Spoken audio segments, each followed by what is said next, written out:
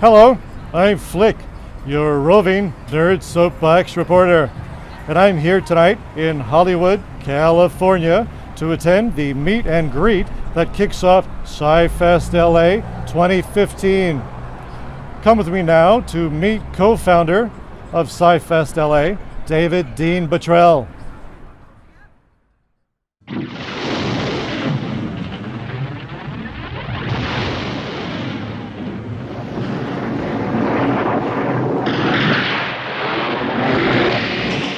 Hi, I'm here with actor and co-founder of Sci-Fest LA, Dean Bottrell. You might remember David from playing the creepy Lincoln Mayor on season 3 of Boston Legal, or his numerous guest appearances on such shows as Mad Men, Justified, Castle, and more recently, the mystery action thriller Dig on the USA Network. Hi, David. Hey, how are you? Flick? I'm good, buddy. How are you? Oh, I'm excellent. So, this is the kickoff for Sci-Fest. It is. We are opening the festival on May 7th, so we're getting together tonight to have a few drinks and celebrate. All right. So, for those of us who are unfamiliar with Sci-Fest, my audience maybe, could you tell us a little bit about it? Sure, I'd be happy to. This is our second year. We started the festival last May, and to our knowledge, it's called Sci-Fest LA, and to our knowledge, it is the only science fiction one-act play festival on the planet. It was a big hit last year. It's basically 2 evenings of these rotating short science fiction plays, sort of like mini Twilight Zone episodes. And they run a repertory, and they star all these actors who are well known from their appearances on Star Trek and Lost and Fringe and Walking Dead, you name it. But all these wonderful actors have given us a little bit of their time to be. I can see you're so shocked. Wow, that's wonderful. It is kind of amazing, isn't it? It's an amazing cast. Yeah, it is. It's really something. So, as I said, this is year 2, and we're extremely excited about it. The festival it was a huge hit last year, and this year we have definitely taken the elevator up, and it's even more special effects, even more incredible scripts. It's really exciting. Oh, wow. So, how did you get involved with Sci-Fest? Well, I actually thought up the idea originally. That's your idea? Yeah, wow. I did. I was reading these short stories, and I came across one by Ursula Le Guin, who's this amazing, iconic sci-fi writer. If you guys don't know her, she's amazing. And I came across this one that was just this beautiful story, and I kept thinking, wow, that would be so incredible on stage if you had the right performer. Pardon me. And that was the beginning of the idea. I roped a couple of my partners in with me, and we started producing this festival. And we thought, well, what the heck? Let's ask Miss Le Guin, and she gave us the permission to do that story in last year's festival. So we dramatized it, and we did it on stage. It was amazing. What was that? What was the name of that one? The story is called The Wife's Story, and it's by Ursula Le Guin. It's a pretty well-known story. I didn't know it prior to that, but it's a very amazing story. Oh, nice. So what do you look for in a one-act play for it to be considered for Sci-Fest? Well, I'll tell you, it's tricky to write a really, really good short piece because there's not much time. You got to be in and out in about 15 minutes, which is generally speaking the length of time that we look for in these plays. So there's a real knack to that.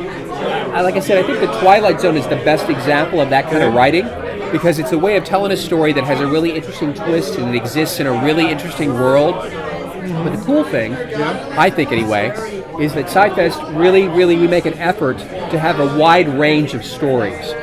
We have stories that cover pretty much any genre of science fiction you can imagine, including some fantasy stuff. We've got a ghost story this year. We had a werewolf story last year. We have some stories or some plays, I should say, that are really kind of dark and upsetting and scary, and some that are just kind of like mind-bending and weird, and some of them are truly hilarious pieces as well. So we kind of cover the whole gamut with the shows, but they're all kind of short, like I said. So when you come, you see 4 to 5 short, like I said, mini Twilight Zone episodes in one evening. Nice. So what do you attribute to the success of your Kickstarter campaign? I think I attribute 2 things. One of them is the kind of talent that we've been able to attract. I mean, it's really been incredible. The actors that we've been able to get for this, not only wonderful established LA actors, but also these incredible people who are known for their involvement in these sci-fi franchises, like I said, like Star Trek and Lost and Fringe and all these incredible shows, Walking Dead, True Blood, yeah, exactly. So I think that's part of it, is it's hard not to be excited about that. So people wanted to be a part of it and sort of jumped on board and contributed to the Kickstarter campaign. Hey, so in addition to your crowdfunding, SciFest recently performed the classic Orson Welles radio drama, War of the Worlds. Can you tell me about that night? I can. It was very exciting. We happily got the rights to perform Orson Welles' War of the Worlds. Nice. We did it for one night only as a fundraiser. I was there. Oh, were you? Oh, great, great. Awesome. It was pretty amazing, wasn't it? Oh, yeah. And we were able to attract all these incredible actors, including, we had at least one actor from every television franchise of Star Trek that's ever been. I love that. Wasn't it amazing? All the way from Walter Koenig, who was in the original series, all the way up through Will Wheaton and Michael Dorn and Tim Russ, and I'm forgetting somebody, I'm sure, along the way. Linda Park. But we had somebody from literally every incarnation. Oh, and from Deep Space Nine, we had Armin Shimmerman and Renee Auberjonois. So it was this unbelievable collection of actors. It was really something. It was amazing. Oh, yeah. Walter had them eating out of his hand. Wasn't he that great? That was amazing. Walter is doing a play in this year's festival at Sci-Fest. We are incredibly excited. Wow. He's doing a play called Efficiency, which is an incredibly cool play. So yeah, definitely come and see it. He's doing the first 4 shows, so get there early. All right. So, last year, SciFest presented Ray Bradbury's Kaleidoscope. We did. Yep. This year, I understand you're presenting plays based on the work of Clive Barker and Neil Gaiman. Can you tell me about these? I sure can. I was sitting there at my computer one day, and all of a sudden this email popped up, and it said, Clive Barker is sending you a play, and I could not believe it. But sure enough, he sent us this beautiful adaptation of one of his short stories called The Departed. Wow. It's this gorgeous, gorgeous story. And then about 2 weeks after that, another miracle happened, and I got an email from Neil Gaiman's agent, and we were granted the rights to get an adaptation of one of his earliest stories, which is hilarious, called The Case of 4 and 20 Blackbirds, which is essentially this film noir mystery set in the world of fairy tales. Nice. It's hilarious. It's truly hilarious. Nice. What else can we expect from SciFest 2015?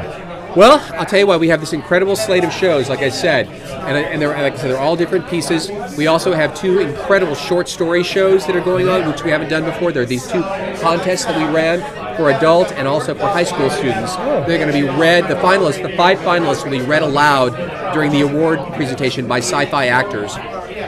And we're also having Sci-Fi Radio Theater, which is this hilarious show where we have this all-star cast that's doing a show from 1950 that was in 1950 considered to be a scary piece about these machines that you can ask any question of and they will give you the answer. And it's about how they become sort of sinister and take over the world. And it's not too dissimilar from the internet and from Siri and that kind of thing now. So it was very actually prophetic for 1950.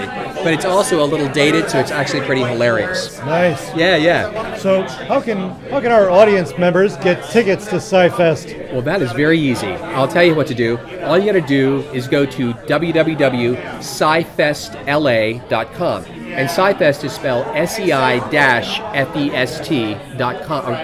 LA.com. I'm sure you'll figure that out. There's a ticket link there.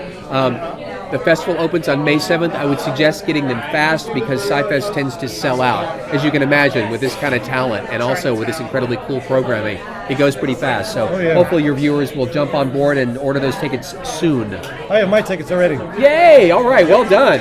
Well done, my friend. I'm going on the 8th and the 15th. Awesome. Oh, A great. and B. Oh, great. You're gonna have a great time. I may have to get extra tickets for the radio program.